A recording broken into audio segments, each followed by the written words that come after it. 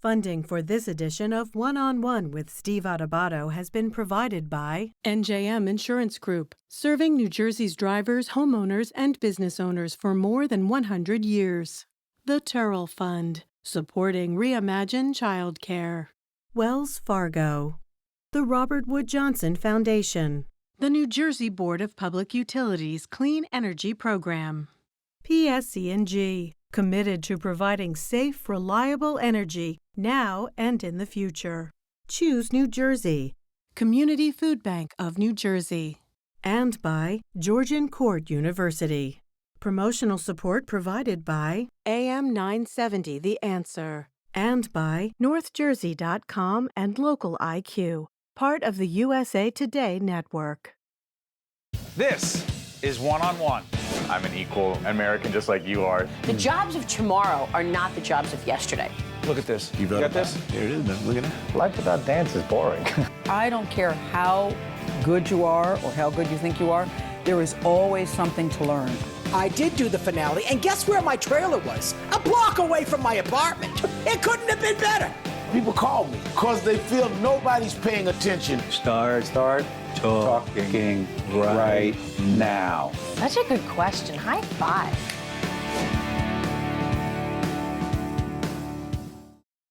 Welcome, folks. I'm Steve Adubato. We kick off this very important, compelling program with the First Lady of the great state of New Jersey, Tammy Murphy. First Lady, thank you so much for joining us. As always, thank you so much for including me, Steve. We've had so many compelling and important substantive conversations with you, and I want you to update us on some things. As we put up the nurturenj.nj.gov site, tell everyone what that is and why it matters so much. Sure. So Nurture NJ, Nurture New Jersey, is the program that I rolled out a couple years ago now, actually 2.5 years ago now. And that is the program that's going to help us raise awareness to correct our horrific infant and maternal mortality rates here in the state of New Jersey. And remind folks how bad that, I'm sorry for interrupting, remind folks how terrible those rates are. Forget about rates, there are people involved, human beings involved, women involved, mothers. Go ahead. Well, let me just say this. The United States is 56th in the world in terms of maternal mortality rates. Within the United States, New Jersey is 47th, and that's out of 50. When you look at those rates, you quickly understand that it has to do with systemic inequities in healthcare access. And so women who are Black are 7 times more likely than white women to die due to pregnancy-related complications. And a Black baby is 3 times more likely than a white baby to die before his or her first birthday here in the state of New Jersey. Yeah. The new initiative, the new law that creates universal newborn home visitation, what exactly is it? Because it's incredibly important and long overdue. Yes. The Universal Home Visitation Bill, which was signed into law by my wonderful husband several months ago, is really groundbreaking. It is a game changer here in New Jersey. It's the most robust in the country in this space. Essentially what it does is it will ensure that any woman, no matter their income, their insurance, that they have the ability to have up to 3 in-person visits by a registered nurse in their home. The first visit to take place within the first 2 weeks of delivery. Now, why is that important? First of all, you should know that 52% of maternal mortality, mortalities happen postpartum. And it's estimated that 2/3 of those are preventable. So if you consider the fact that when a healthy baby is born, that baby is probably seen by a pediatrician 3 to 4 times in the first 6 weeks of its life. And yet, if you are a mother having given birth, you likely will not see your provider again until after 6 weeks beyond delivery. So this bill will reduce the stigma because it's available for everyone, which means we're not targeting people, we're being more equitable. So that's really important. It's also groundbreaking because, you know, if you think about when you go to a doctor's office, it's everybody's the same. You know, other than seeing what someone's wearing, or how clean they look, you're never going to know what circumstances they might be living in. You're not going to know if they have food insecurity or housing insecurity, or if there's some other challenge that they're facing in a home life. And when you have a registered nurse who's able to go in and actually check on you physically, that also means that they're able to see what other resources might be out there that individual, that family might need, and we might be able to offer.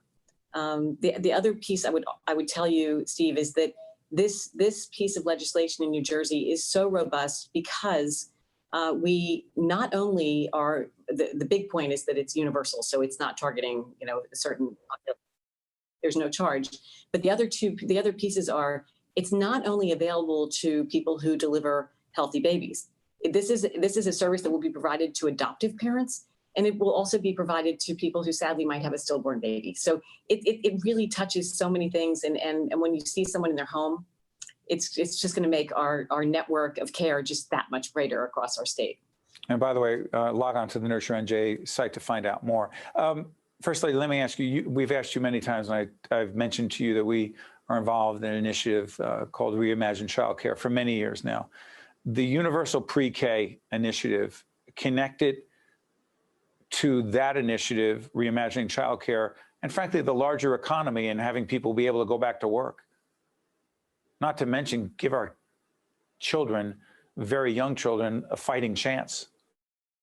Yeah, all of these things. I mean, we have to rethink the way we treat people across the board. And that is one thing I'm really proud of that which my husband's been doing, because I think that making our state more equitable and giving people, a chance to, achieve the American dream and live a good life.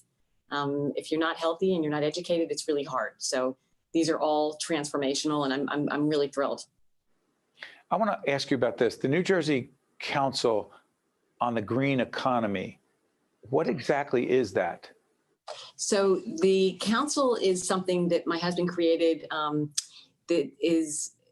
it's to develop a roadmap to ensure that we are building New Jersey's clean energy and green economy out in such a way that we are, it's going to be an engine for job creation, for economic growth, and, in equitable investments across our state. The Green Council is comprised of a whole host of experts in their area. It's not only got people from different representatives from different state departments, but in addition, we've got people representing labor, we've got people representing the utilities, we've got people representing the energy sector, manufacturing, and it's chambers of commerce. So it's a real compilation of some very experienced people and people who have a stake in the green economy, and making sure that we roll it out with social justice in mind, and making sure that we are doing all we can to help our labor brethren as well. So it's really exciting. We've had 4 convenings thus far, and I can tell you that we always set aside several hours for these meetings, and we have some serious people who are dedicating their time to this. We actually went on a tour, a bus tour with this entire group through the Ironbound, understanding the Ironbound in Newark. Correct, the Ironbound in Newark, to understand the challenges on the ground and the opportunities as well. But there's a lot of challenges, and we had commissioners and some of the different secretaries in the administration, alongside climate advocates and labor representatives, and it's really been an incredible experience. And just last week we had our meeting at a manufacturing facility, Weiss Aug, and they walked us through all that they're doing here in New Jersey and their challenges and how they are so sustainable. It's just and I will tell you, we have very, very robust conversations in these meetings. There's never a moment where people aren't really excited about what they're seeing and the juices flow. And I think that our goal is that by April of next year that we are able to present the governor with this roadmap so that he is able to make sure that we are, in fact, becoming the green economy we want to become by the year 2050, and we're not leaving anybody behind. Tammy Murphy, who is the First Lady of the great state of New Jersey, I want to thank you so much for joining us once again And we look forward to future conversations. All the best. Thank you so much, Steve. Thanks for having me. Got it. Stay with us. We'll be right back right after this. To watch more One-on-One with Steve Adubato, find us online and follow us on social media. We're now joined by Brian Sabina, who's Chief Economic Growth Officer at the New Jersey EDA. That's the Economic Development Authority. Good to see you, Brian. Great to see you, Steve. By the way, you are at the Gateway building in Newark, right? I am. We're on the way back into the office full time. We're excited. And NJPBS has a great studio there that we'll be using soon. Hey, what's over your shoulder? That right over there is the Prudential Center. So heart of economic and redevelopment for the city, along with a lot of the work that's going around it. So it's pretty exciting time in Newark right now. A lot of great stuff going on there. Hey, I'm going to jump right into this. And then the EDA is one of our underwriters, and we talk a lot about economic development activity in the state. One of the issues I want to talk about right out of the box is the New Jersey Wind Port. What is it exactly, and why does it matter to New Jerseyans? Thanks, Steve. The New Jersey Wind Port is the first purpose-built offshore wind port in the country. And it's important because we have a brand new industry that's going up off of our shores. $150 billion in investment over the next 15 years, 83,000 jobs that are going to be created. And to do that, we need new port infrastructure to be able to support these supersized components that the industry is demanding. Where's it going to be based? The wind port's in Lower Alloways Creek, which, if you haven't heard of it, is in Salem County. So in the southern part of our state, it is right just north of the Delaware Bay with great open access to the Atlantic Ocean, no vertical restrictions, which is really important because as we move components out from the New Jersey Wind Port, they're actually vertical. They're so tall that they are about the size of the Statue of Liberty. So making sure we're outside of all bridges and power lines was really important when we selected that site. Yeah, I want to switch gears and talk about the Zero Emission Initiative, NJZIP. By the way, let's put on the screen the EDA's website so people can find out more about what's going on there. By the way, the EDA is not a for-profit entity. It is of government but not in government and has its own governing operation. The New Jersey Zero Emission Incentive Program, NJZIP, what is it? So NJZIP is at its core a voucher program for small businesses to help convert their fleets over to from gas or diesel vehicles to electric vehicles. So if you are a bakery or a plumber or other sorts of small businesses, it allows you to make the decision to go electric sooner. As you think about transforming your delivery vehicle or your commercial vehicle into the 21st century. The term environmental justice is thrown around a lot, but from a practical point of view, A, what does it mean? And again, I know I ask this a lot. Why does it matter? Environmental justice is an incredibly important topic, not just for NJEDA, but for everybody in the Murphy administration. At its core, it's a realization of the reality that when we've gone through industrial development and we've built great things like ports and factories and places that create jobs, transportation, we have to do that somewhere. And often the communities that are around that critical economic infrastructure bear the brunt of the emissions that are related to those activities. So if you think about all of the vehicles that go in and out of the port, they have emissions and that causes asthma. And the communities that are around those assets tend to be disproportionately impacted by economic activity. So environmental justice is about how do we think purposefully about addressing those concerns and making sure that folks who live in those communities have both health outcomes that are better as well as economic outcomes that are better. Let me ask you this, Brian. Governor Murphy, and by the way, we're doing this program at the end of September. We also just conducted an in-depth interview with Governor Murphy and his Republican opponent, Jack Ciattarelli. This will be seen before and after that election on November the 2nd. But a big part of that discussion was about the whole question of clean energy. The governor has a clean energy plan, Governor Murphy, talking about 100% clean energy by the year 2050. What exactly does that mean? Because no one's against clean energy, but then you talk about what it means, it's more complex. Yeah. So 100% clean energy means making a series of big strategic decisions and then a series of small tactical decisions to transition our economy from power that emits hydrocarbons and pollution to an economy that's based upon clean energy. And that means creating new jobs. It means making technological transitions. It means building out our grid infrastructure to support a smarter way of running electricity through our communities and into our businesses. So it's a comprehensive approach to addressing the climate crisis that we see in front of us. Yeah, before I let you go, let's try this. Let's play this little game, except it's not a game. Come on. It's not me saying it, devil's advocate. Climate change. Seriously? All right, it's real, but it's not that big a deal. Talk to folks, Brian. I mean, Steve, I would encourage you to tell it's not that big of a deal to the New Jerseyans who were impacted by Henri, to the New Jerseyans who were impacted by Ida, to the folks who are living on the shore communities who are now worried about, coastal flooding, riverine flooding. Climate change is real. It's a reality. What we need to do is, and what smart government does, is get ahead of it. And good climate change policy is good economic policy, it's good capital investment policy, and it's good social justice policy. And is it too late?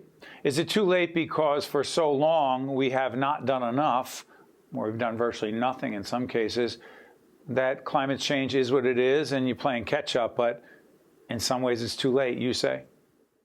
So I don't think I would say it's too late. I don't think Governor Murphy, others would say it's too late. It's too late for nothing to happen. Clearly, there's change that's going on, but Americans, humans are incredibly resilient and able to take on big challenges. And if we address this head on, as the Murphy administration is, we have the opportunity not only to mitigate damage, but also to make sure that we are benefiting economically and socially from the transformation that needs to happen. And that's our job here at the NJEDA, is to make sure as we go through these transformations, as offshore wind is this brand new industry, that we benefit from that on our shores and in our communities. That's Brian Sabina, Chief Economic Growth Officer at the New Jersey EDA. Hey, Brian, thanks for joining us. Thanks so much, Steve. Stay with us. We'll be right back. To watch more one-on-one with Steve Adubato, find us online and follow us on social media. We are honored to be joined by Dr. Amisha Malhotra, a Pediatric Infectious Disease Specialist at the Bristol-Myers Squibb Children's Hospital at Robert Wood Johnson University Hospital and Rutgers Robert Wood Johnson Medical School. Good to see you, Doctor. Same here. Good to see you, Steve. You know, so interesting. We're doing this on the 28th of September, being seen later. Pfizer, lots of things going on as it relates to vaccines for children 5 to 11. Tell us exactly not only where we are, but more importantly, where you think we're going as it relates to vaccinating our children. So as you all know, just a couple of months ago, Pfizer had actually gotten an EUA, which is an emergency use authorization, to vaccinate children ages 12 and older. So we've had our approval for people who are 18 and over, and we recently got in what we call an emergency use authorization. So the emergency use authorization was given to the Pfizer vaccine to vaccinate children ages 12 and up. And that was a couple of months ago. And so then we're asking, well, what about our younger kids? When will we have a vaccine available for them? And one of the issues I think that many of these companies deal with is what's the right dose for children under 12?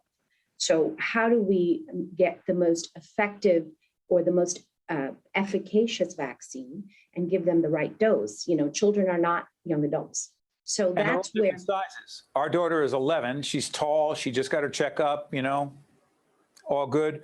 But she's tall. She's bigger than most 11-year-olds in terms of size and whatever.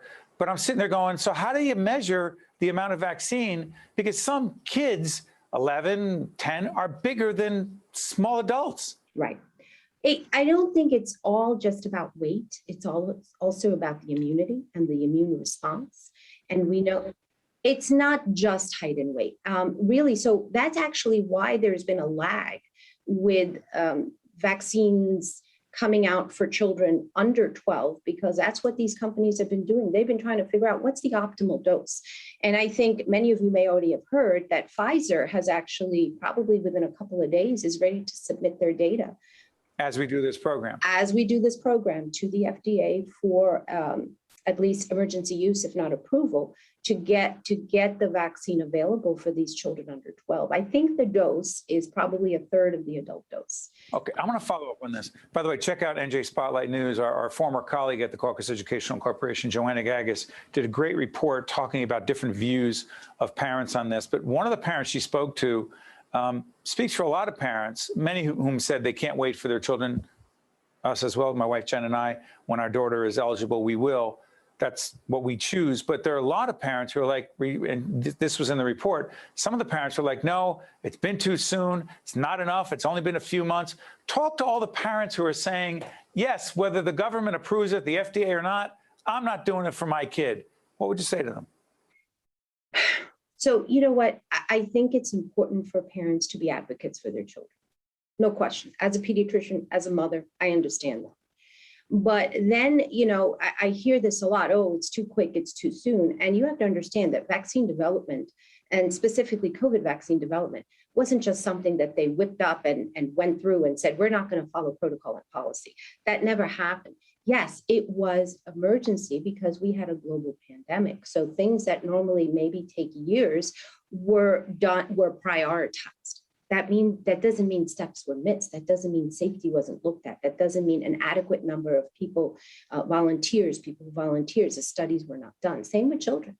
No shortcuts, doctor. No shortcuts, but priorities. Okay, so 10, 20 years ago, when you probably had, 30, 40, 50 different items on the docket saying we need approval for this, stay in line. This was, hey, look, this is a global pandemic. This has to be the number one priority, and we have to go through all the steps. And that's why it was done sooner. It doesn't mean that there were shortcuts taken. But doctor, you've seen this. Tell folks exactly what you're seeing. By the way, as we talk, the twindemic, if you will, COVID, the flu, other diseases that we have to be aware of. Tell folks exactly what you're seeing in our hospitals as it relates to children and COVID, because this isn't someone's opinion. This is a reality. Please, doctor.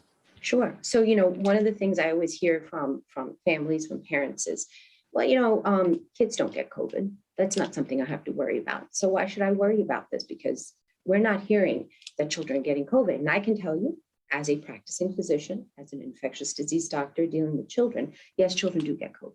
Now, I will say, though, that the hospitalization rates of children are probably not as high as adults.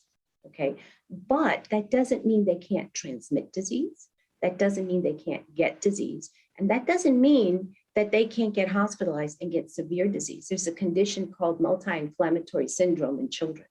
I'm sorry for interrupting, doctor, because of time. Long-term implications, if a child does have COVID, there may be with certain children longer-term issues, correct? Yes, absolutely, like there are in adults. Now, again, like I said, we know the hospitalization rates aren't as high, but certainly we are seeing very, very ill children in our ICUs.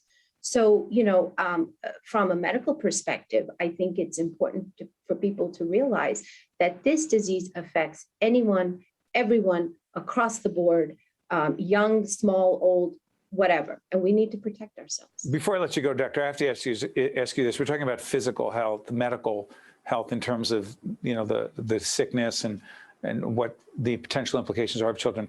Please talk about our children for 19, 20 months going into this pandemic and beyond, the emotional and mental health issues for our children, which you deal with as well. Please, left. Yes. I think we have to understand that this has taken a toll on all of us, but especially our children. Think about the social isolation. I mean, my daughter walks around with a plastic shield. I'm sorry for interrupting. All day, she walks around with a plastic shield. Yes, she wears our mask. We thank our teachers and everyone in our school system. But I just think to myself, yes, we have to protect her, but she's not seeing the kids. There's no facial connection. The socialization is not the same. That has implications as well, no? Absolutely, it does. We've seen that. We've seen these children kind of suffer in silence. We've seen children who are unable to go to school. Many of these children get their meals at schools. Okay, so they were home for about a year. Many of these children who need services that they get in schools families were unable to get those services. And in general, children need friends. They need to socialize. They were unable to do that. There's only so much you can do in a Zoom meeting. There's only so much you can, especially for a 6-year-old I mean, they don't have the attention span to sit in front and wave to their friends. So that's when they get vaccinated, will they be more able to play together, in your opinion, doctor? I think we are opening the doors to leading a more normal life. The more we vaccinate, the less we see this disease, and the more normalcy will happen. And that's exactly my hope. And that's why I'm advocating for vaccination, not just for the adults, but for the children as well. We need our lives back. Hey, doctor, I want to thank you so much for joining us. By the way, when I was talking about this large plastic shield our daughter carries around with her, it's for her protection and the protection of everyone else. I'm not in any way being critical. I'm just saying that's just part of with the books and everything else and the mask. It has to be done, but let's not kid ourselves. Well, there's a new study that just came out from the CDC just a few days ago. Real quick, 20 seconds on it, go. Masks help decrease infection in schools. They do. Bingo. That's not a political opinion. That's a medical fact. That's a fact. And we've shown it. How dare we bring facts out here on public television? Hey, doctor, thank you so much for joining us. Wish you all the best. My pleasure. Thank you. I'm Steve Adubato. Thank you so much for joining us. We'll see you next time. One-on-One with Steve Adubato has been a production of the Caucus Educational Corporation. Funding has been provided by NJM Insurance Group, the Terrell Fund, supporting Reimagine Childcare, Wells Fargo, the Robert Wood Johnson Foundation, the New Jersey Board of Public Utilities Clean Energy Program, PSE&G, Choose New Jersey, Community Food Bank of New Jersey, and by Georgian Court University. Promotional support provided by AM 970 The Answer and by NorthJersey.com and Local IQ. We are the Community Food Bank of New Jersey, and we are there. We are there for more than 1,000 food pantry and feeding program partners. We are there for our neighbors in need, nearly 1 million of them who struggle with hunger. Working together with volunteers, partners, and donors like you, we fill the emptiness caused by hunger with food, help, and hope. We are CFBNJ, and we are there. Join us. Go to cfbnj.org now.